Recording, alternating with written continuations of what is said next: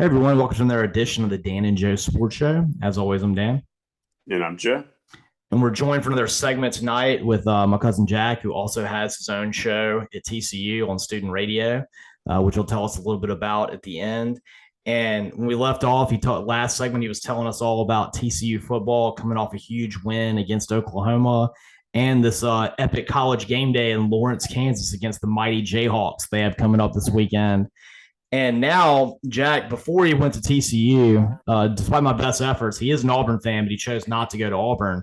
We're going to talk a little Auburn football right now, and specifically something that's probably going to come down next week, and that's the firing of Bryan Harsin. But, Jack, before we get to that, let's talk about what all he did last week to warrant being fired that didn't happen.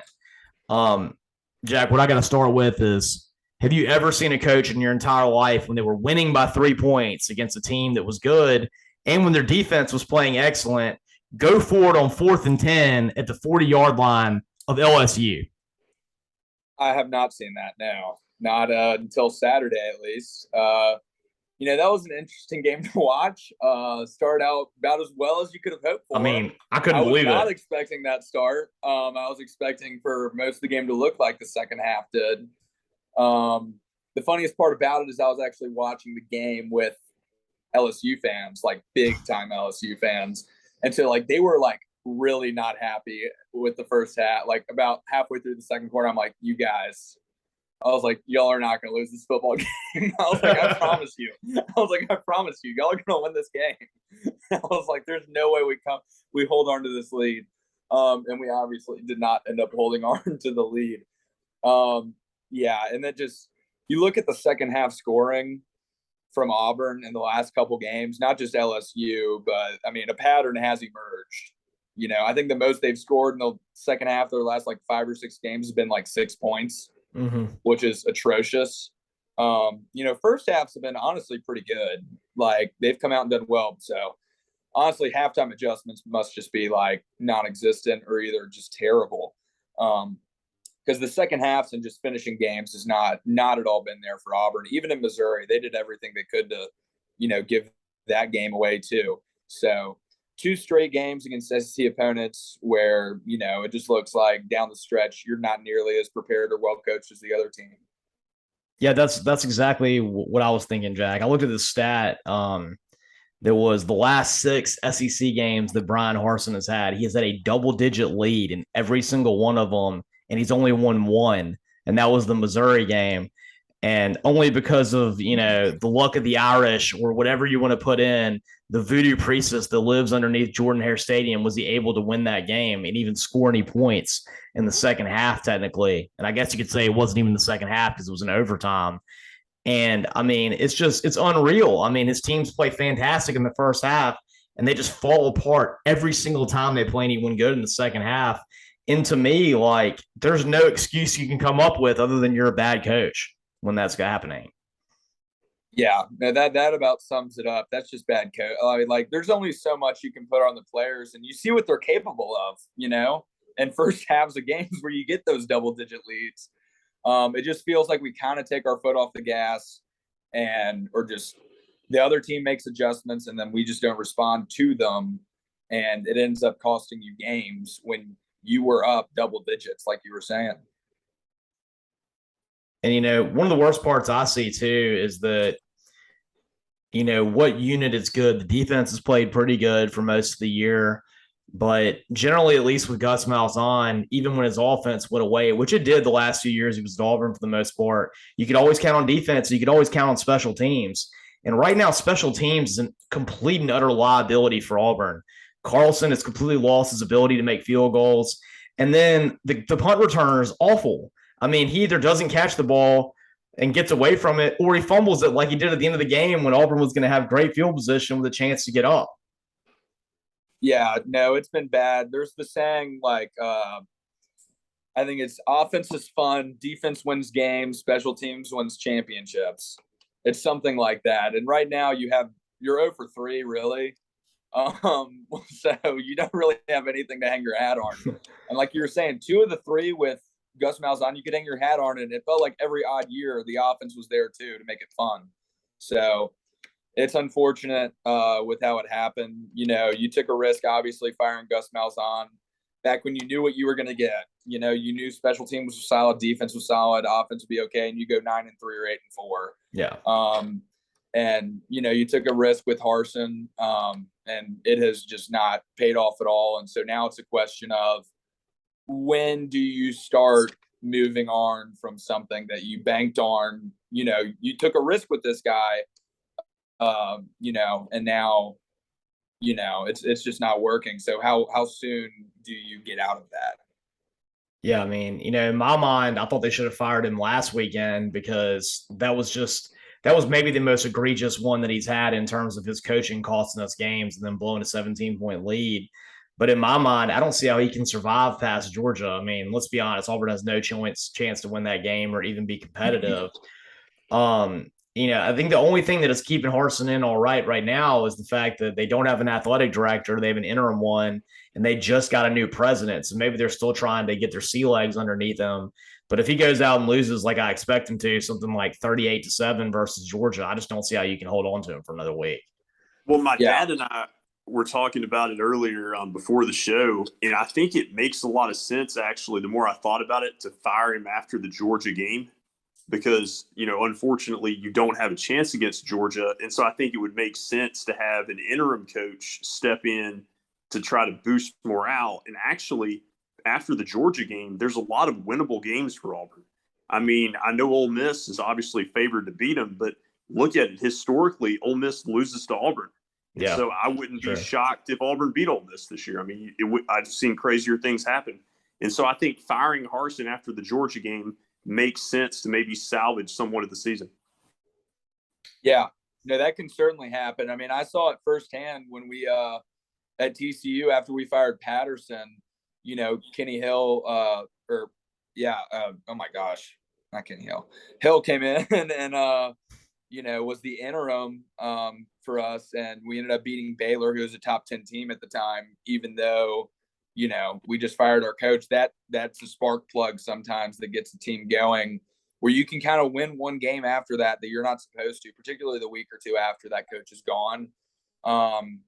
And so I could totally see that's why they're saving that. The athletic director thing makes sense too.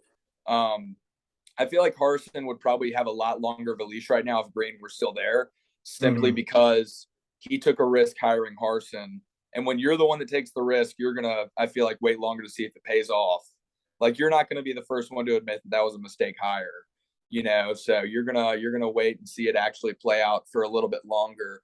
But the fact that he's now gone, I feel like just means that even if he does, like, we're going to lose Georgia, but say we somehow don't fire him after that, if he's able to win, you know, 2-3 SEC games the rest of the season, I think he's still gone. There's nothing he can do to salvage his job by this point unless he really, really turns it around, because the new athletic director is going to get in there and he's going to want his guy, you know, like he's going to want to make his hire and have his head coach in there, not Brian Harsin or someone else. So. Yeah, I think that's a good point though, Joe. I mean, you think about it, like they've played competitively for halves of games, even against Penn State the first half. I was at that game. That was a competitive game for the first half of it before the bottom fell out. If you hired someone like Carnell Williams, who's on staff right now, to be the interim head coach for the rest of the way, that would get a lot of players excited, I think. Or I'm trying to think of the receivers coach right now. He was, you know, he played at Florida and he was the New York Giants receiver for all those years. That's Ike Hilliard. Ike Hilliard's on the staff right now. I think that would be a good guy to take over just for the rest of the season. And then we can, you know, move on from there. But speaking of great NFL players, you know, Jack was texting me about it over the weekend. What do y'all think about Deion Sanders to Auburn? That's what I would love it. I wanted it to be looked at 2 years ago, but I think, you know, you see him, and from a standpoint of recruiting, I mean, he would just dominate recruiting, and that's an area right now where Auburn is really struggling with Auburn and Georgia. I mean, with Alabama and Georgia just taking all their players. Yeah, I think that'd be really a home run hire the more I think about it, because, you know, he's just going to be fearless even when it comes to recruiting against Nick Saban, and nobody else, I think, is going to have that same advantage when you think about it. Yeah, I think it would certainly give you the advantage bump you would need I feel like he would just need to get the coaches around him in terms of coordinators and position coaches, because I don't know how good of a coach he is. You know, he could certainly get players to Auburn, but I mean, we've seen it at A&M this year. That's not going to get you all the way. That's true. So, you know, at the end of the day, you need a guy to coach the program too, which can happen if he gets guys in the offensive coordinator role or defensive coordinator role, if that's not just what he's good at. If he's a recruiting coach and that's his strong suit, all he needs is just a good supporting cast of coaches and we're fine. So he still could be a home run hire. You know, you just don't want to end up like A&M is right now, where you got a bunch of talent and it just kind of feels like it's going to waste. Right. Yeah, I think that's a good point. You know, something else that is out there that I think also trends toward a possibility that Deion Sanders would be good as long as the boosters would allow him to be coach is the fact that he's got a huge contract with Under Armour and does a lot of commercials for him. That's who Auburn uses for all their stuff. So I feel like he wouldn't even have to like change any kind of contract affiliations he has, and that'll be an easy merger right there. That's true. No, I think he'll definitely be at the top of the list. I also could see the Coastal Carolina coach being strongly considered. I know you had mentioned Mark Stoops. I mean, those will be kind of, to me, the short list. Yeah, and you know, I mean, I think Mark Stoops would be fantastic. You know, Jack and I were talking about it before the show. He inherited a really rough situation at Kentucky and built it up slowly and has got it to where now they're one of the top 5, I think, most consistent programs in SEC football over the last, you know, 7-8 years. And you saw what he built at Kentucky. He would be in, even though Auburn is down right now, it's probably one of the least talented they've been in a long time. He would still be inheriting infinitely more talent than what he had when he first got to Kentucky. That's true. Yeah, and we know he can compete and win games he's not supposed to, and all that stuff that you want out of an SEC coach. You know, like you're not necessarily going to be the best team every year, but win a couple games you're not supposed to and keep the fan base excited. That'll help with recruiting too. And we've seen how, you know, X's and O's wise, he can beat other really good coaches in games. You know, like when he got to Kentucky, they hadn't beaten Florida in forever. And then, you know, now they've beaten Florida a couple times in the last few years. You know, and that's because he's really turned that program around. Even when those Florida teams probably were more talented than those Kentucky teams, he's still able to find the way to win.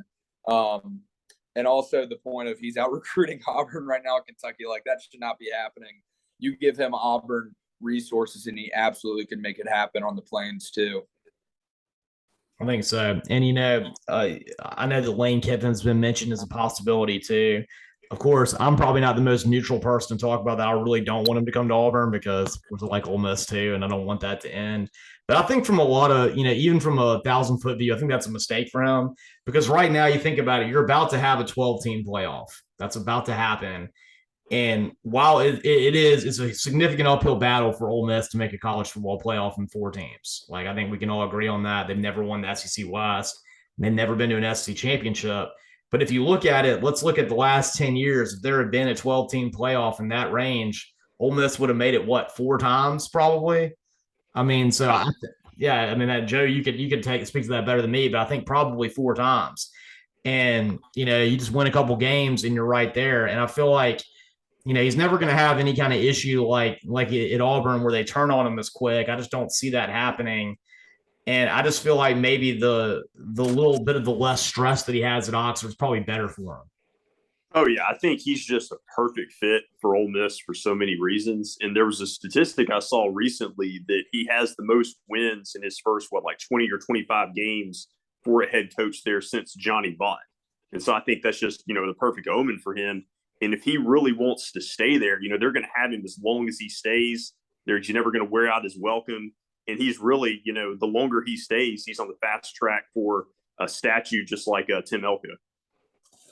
Exactly. Yeah. I mean, he could very well have a statue out there. And I mean, I think that definitely for stability purposes, that's the better move for him right now is to stay there. And I don't want that to happen. Yeah. He's built for Ole Miss just in really every way imaginable. It feels like he kind of just clicks there. Feels like he can make some really fun teams there. And at Auburn, I don't know if he'd be able to have that leash to be able to go out and have, you know, kind of explore a little bit more, experiment a little bit more with the type of things that he's doing, the players he's bringing in, using the transfer portal like that.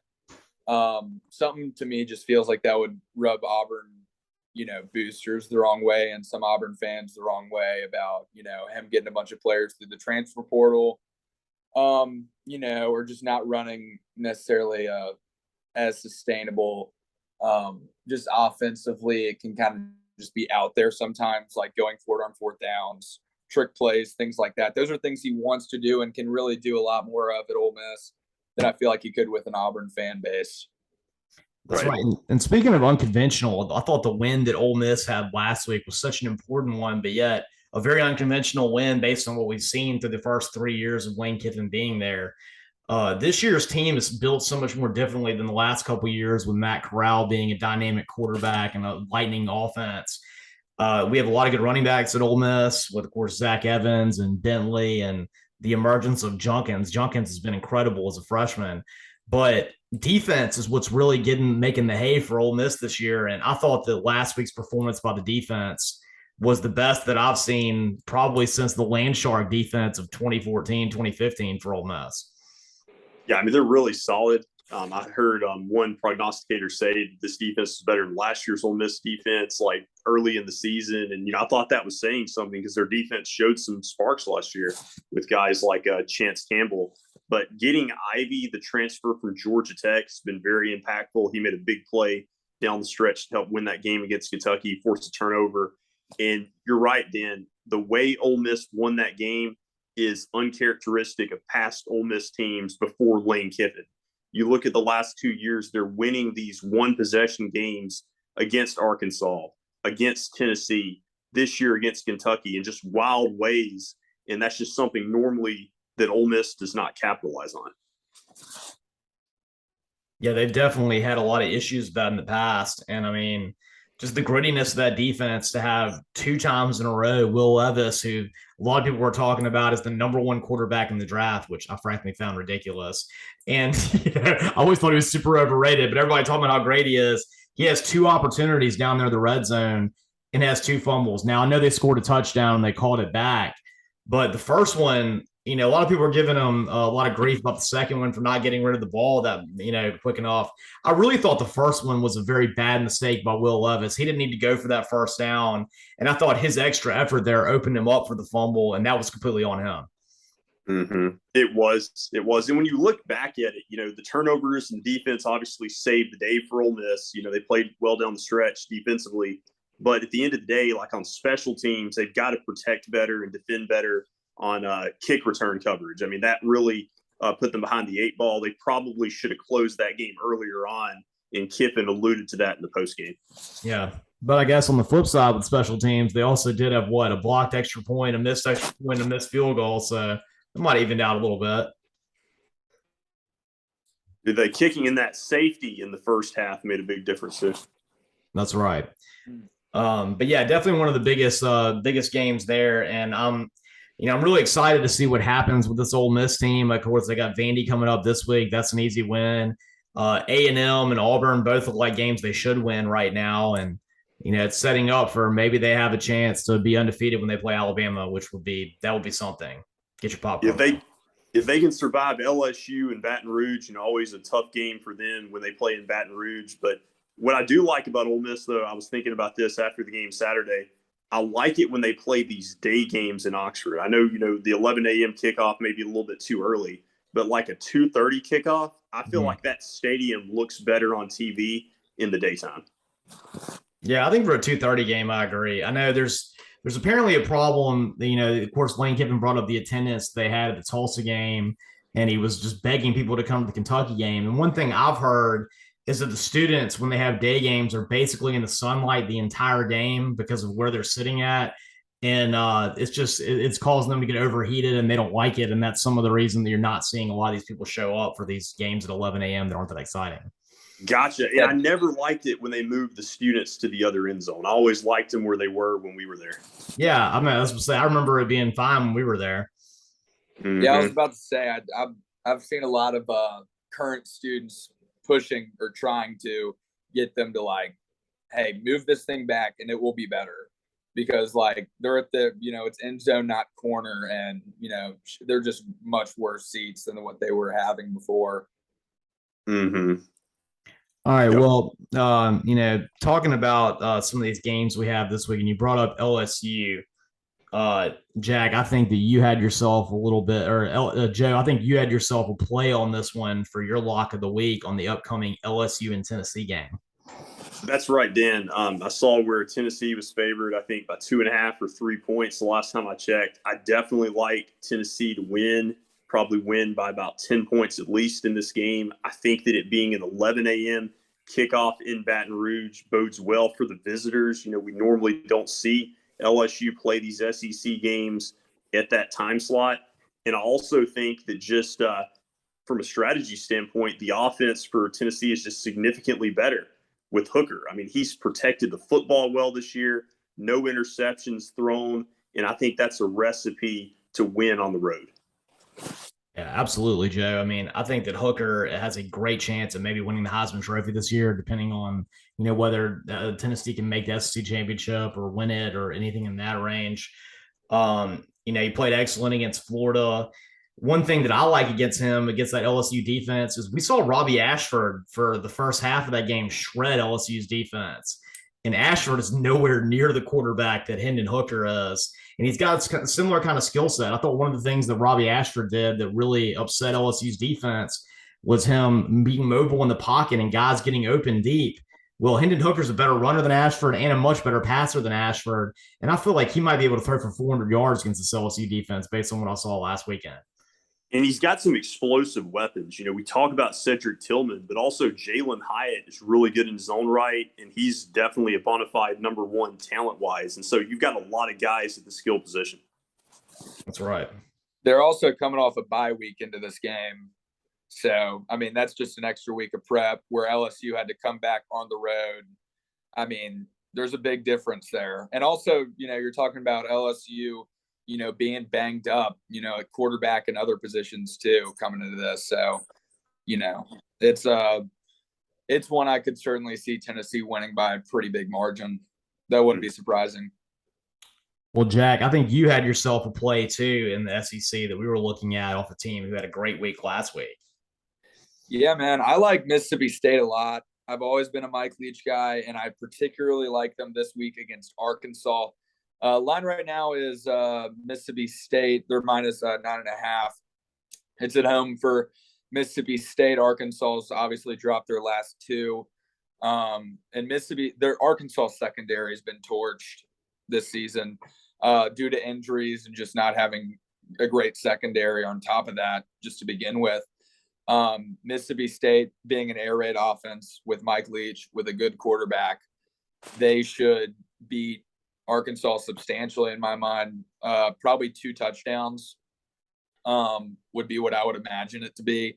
Arkansas also, with KJ Jefferson being questionable, that's their guy at quarterback.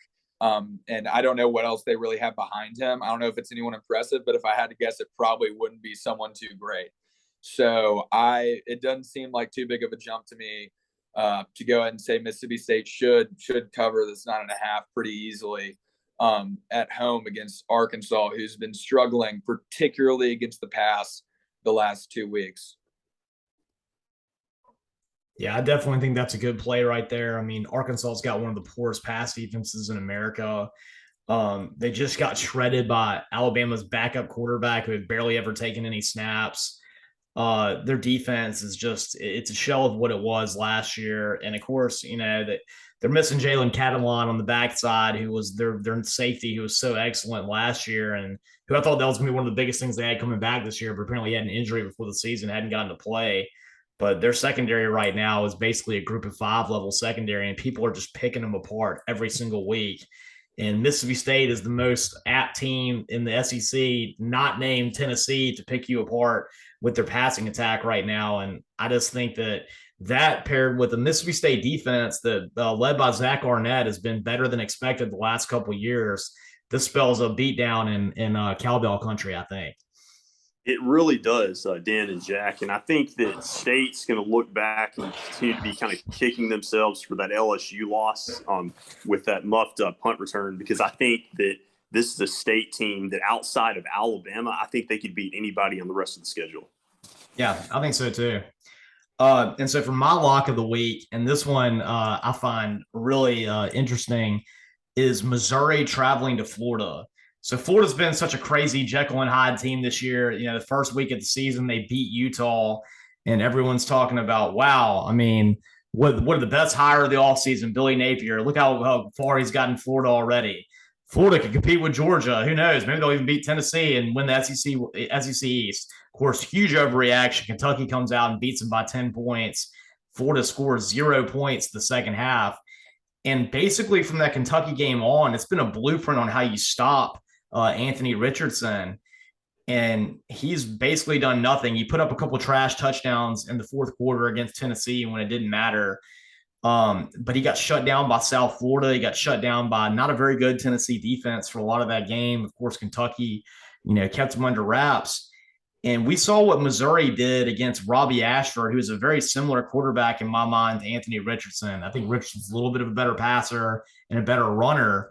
But that game plan they had for a mobile quarterback with not a lot of great receivers really worked for Missouri. And then last week, they had Georgia dead to rights for a long time. So that's been 2 games in a row where you've seen that they can hang really tight with good SEC teams and they almost win, but they haven't. And I thought that them coming back and playing the way they did against Georgia after having that heartbreaking loss against Auburn where they had so many chances to win showed me a lot about Eli Drinkwitz as a coach.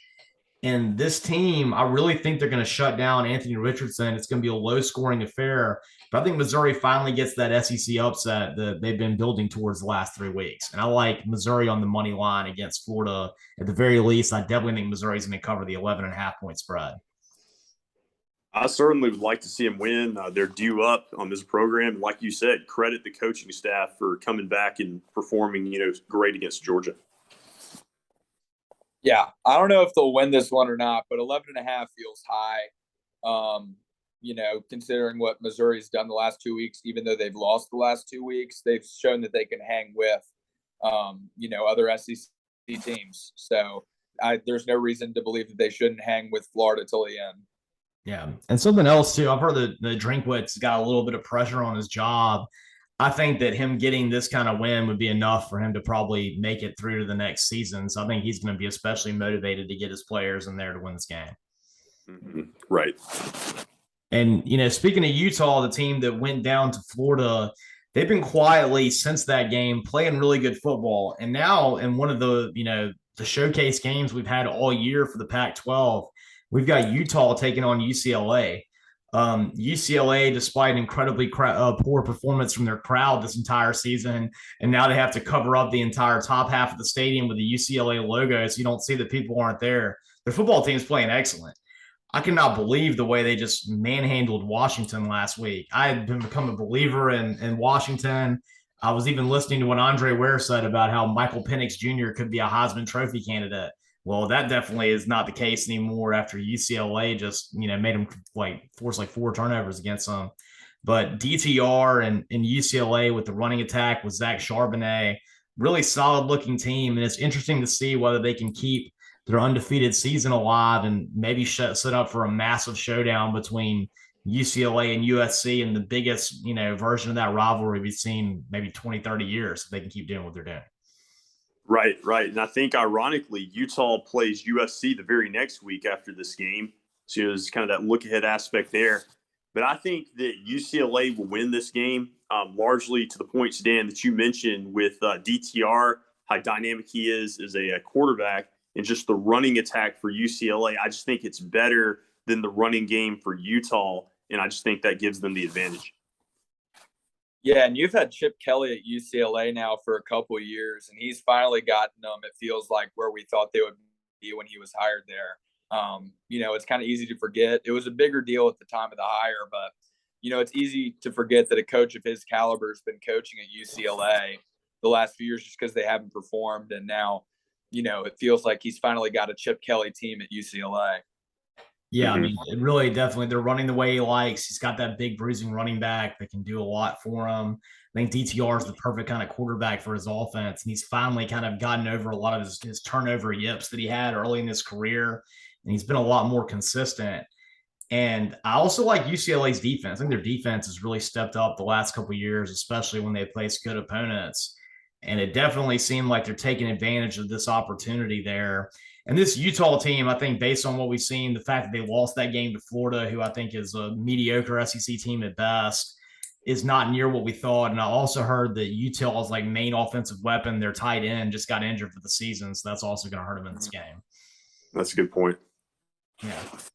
And but that's kind of what we have for this week. Not as great of a lineup as we had last week, but definitely some must-watch games with LSU and Tennessee, Utah and UCLA, and then like I said, the Brian Harsin watch. Does he make it till halftime at the Auburn Georgia game, or does he make it throughout the full game, still being Auburn's coach? We'll find out next week. And next week you can tune in to listen to Joe and I again. And Jack, why don't you tell us a little bit about your show right before we go that you have on TCU Student Radio? Well, right now I'm helping out with a couple different things. I got a couple friends that are beat writers, kind of for TCU, and so I'm helping out with their shows. I'm not doing a show as consistently this semester just because it was a heavier school wise, and so I was like, I'll take a break and jump back up. Maybe next semester, we'll see. But for right now, I'm still trying to do this whenever I can because I enjoy doing it. So I'm still you can still find me on KTCU every once in a while, helping out a couple friends of mine who are still doing their consistent shows. I'm guessing on their shows as well. So still doing this, still loving it. And we'll see next time a consistent show comes out. I'll let y'all know. Until then, some side projects here and there. Well, sounds good, man. You did great as always, and always enjoy having you on the show. Absolutely. Yeah, thank y'all so much for having me. I really do appreciate it and love coming on here. Thank you so much. Go Horned Frogs, man. I hope they'll win in the college game day of the game of the week in Lawrence, Kansas. And I hope that maybe we get to see, them have a chance to win the Big 12 this year. That'd be awesome. I'd love that. That'd be fantastic. All right. And when we get back next week, we'll look at all these games. You can catch all of our episodes on Spotify. Look up the Dan and Joe Sports Show on Spotify. You can subscribe to our YouTube channel. And of course, you can also follow us on Twitter at DJ Sports Show and like our Facebook fan page. And as always, I'm Dan. And I'm Joe.